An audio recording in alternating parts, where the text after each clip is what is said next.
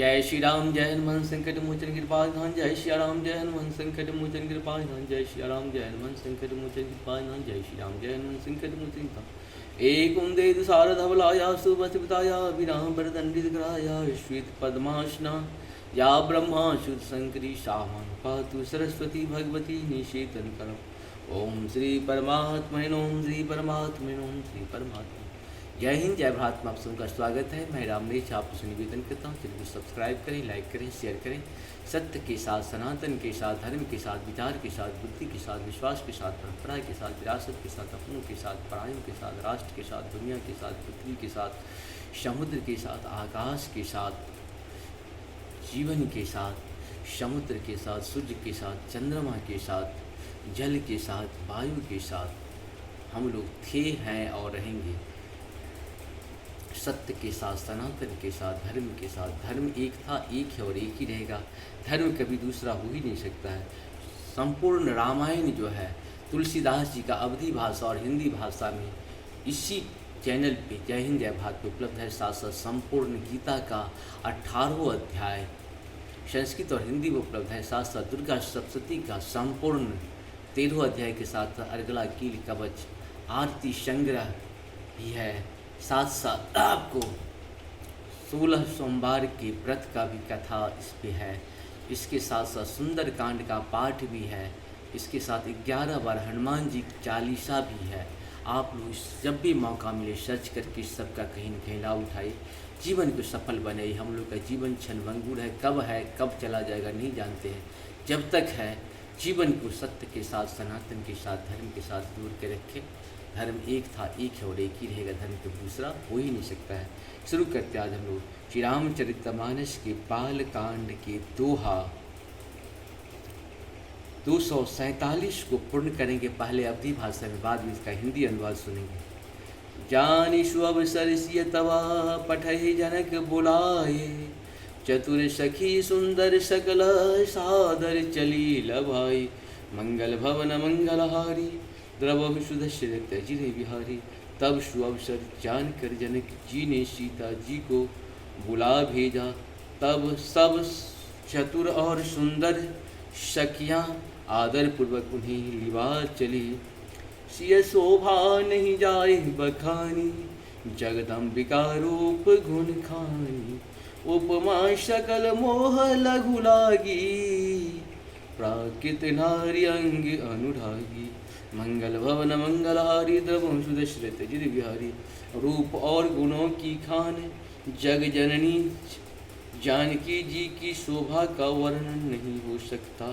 उनके लिए मुझे काव्य की सब उपमाएं तुच्छ लगती है, क्योंकि वे लौकिक स्त्रियों के अंगों से अनुराग रखने वाले हैं। अर्थात वे जगत की स्त्रियां के अंगों को दी जाती है। काव्य की उपमाएं एवं त्रिगुणात्मक माइक जगत से ली गई है। उन्हें भगवान की स्वरूपा शक्ति श्री जनक जानकी जी के अप्राकृत चिन्मय अंगों के लिए प्रयुक्त करना, उनका अपमान करना और अनेकों उपहासास्पद बनाना है। सिय बर नहीं तेहि उपमा देई, कु कवि कहाए अजहूँ को ले। जो पट तरही तिय तब समसीस्या, जग असी जुवती कहाँ कमनिया। मंगल भवन अमंगलहारी द्रवहु सुदशरथ अजिर बिहारी। सीता जी के वर्णन में उन्हीं उपमाओं को देकर कौन सुकवि कहलाए और अपयश का भागी बने। अर्थात सीता के लिए उन उपमाओं का प्रयोग करना सुकवि के पद से च्युत होना और अपकृत मोल लेना है। कोई भी सु कभी ऐसा नादानी एवं अनुचित कार्य नहीं करेगा। यदि किसी स्त्री के साथ सीता जी की तुलना की जाए तो जगत में ऐसा सुंदर युवती है ही कहाँ जिसका उपमा उन्हें दी जाए। गिरा मुखर तन अरध भवानी रति अति दुखित अतनुपति जानी। विश्ववारुणी बंधु प्रिय जेहि कहीं रमा सम किमि वैदेही। मंगल भवन मंगलारि द्रवंश दशरथ जी बिहारी। पिता पृथ्वी की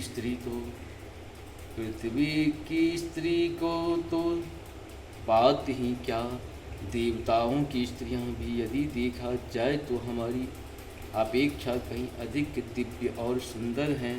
तो उनमें सरस्वती तो बहुत बोलने वाली है, पार्वती अर्धांगिनी है, अर्थात अर्ध नारीश्वर के रूप में उनका आधा ही अंग स्त्री का है, शेष आधा अंग पुरुष शिव जी का है। कामदेव की स्त्री रति पति को विनाश शरीर का अनग्न जानकर बहुत दुखी रहती है, और जिनके विष और मध्य विष और मध्य जैसे समुद्र से उत्पन्न होने के नाते प्रिय भाई हैं, उन लक्ष्मी के समान तो जानकी जी को कहा ही कैसी जाए। जो छवि सुधा पयो निधि होई परम रूप मैं कच्छप सोई। शोभा रजु मंदरु श्रृंगारु मथय पान पंकज निज मारु। मंगल भवन मंगलहारी द्रवंशु दशरथ बिहारी। जिन लक्ष्मी जी की बात ऊपर कही गई है वे निकली थी खारे समुद्र से, जिसको मथने के लिए भगवान ने अति कर्कश पीठ वाले कच्छप का रूप धारण किया। रस्सी बनाई गई महान विषधर वासुकी नाग की मथानी का कार्य किया। अतिशय कठोर मंदराचल पर्वत ने और उसे मथा। सारे देवताओं और दैत्यों ने मिलकर जिन लक्ष्मी को अतिशय शोभा की खान और अनुपम सुंदरी कहते हैं, उनको प्रकट करने में हेतु बने हैं। ये सब असुंदर एवं स्वाभाविक ही कठोर उपकरण, ऐसे उपकरण से प्रकट हुई लक्ष्मी श्री जानकी जी की समता को कैसे पा सकती है। हाँ, इसके विपरीत यदि छवि रूपी अमृत का समुद्र हो, परम रूप में कच्छप हो, शोभा रूप रश्मि हो, श्रृंगार रस पर्वत हो, और उस छवि के समुद्र को स्वयं कामदेव अपने ही कर कमलों से मथे। यही विधि उपजे लक्ष्य जब सुंदरता सुख मूल, तदपि सकोच समेत कवि कहे समतूल। मंगल भवन मंगलहारी द्रवंश दशरथ जी बिहारी।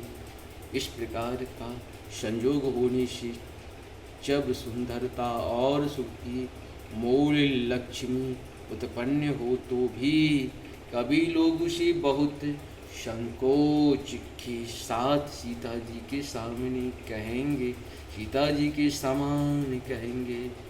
जिस समुद्र को कामदेव मथा वह सुंदरता भी प्राकृत लौकिक सुंदरता है, सुंदरता ही होगी, क्योंकि कामदेव स्वयं ही त्रिगुणमयी प्रकृति का ही विकार है। अतः उस सुंदरता को मत कर प्रकट की हुई लक्ष्मी भी उपर्युक्त लक्ष्मी की अपेक्षा कहीं अधिक सुंदर और दिव्य होने पर भी होगी। प्राकृत ही अतः उसके साथ ही जानकी जी की तुलना करना कवि के लिए बड़े संकोच की बात होगी।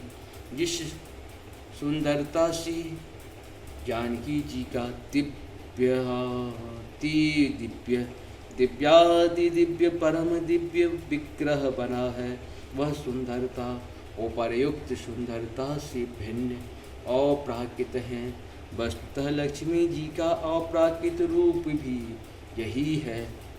वह कामदेव के मथने में नहीं आ सकती और वह जानकी जी का स्वरूप ही है, अतः उनसे भिन्न नहीं। और उपमा दी जाती है मित्र, उपमा दी जाती है भिन्न वस्तुओं के साथ जिसके अतिरिक्त जानकी जी प्रकट हुई हैं।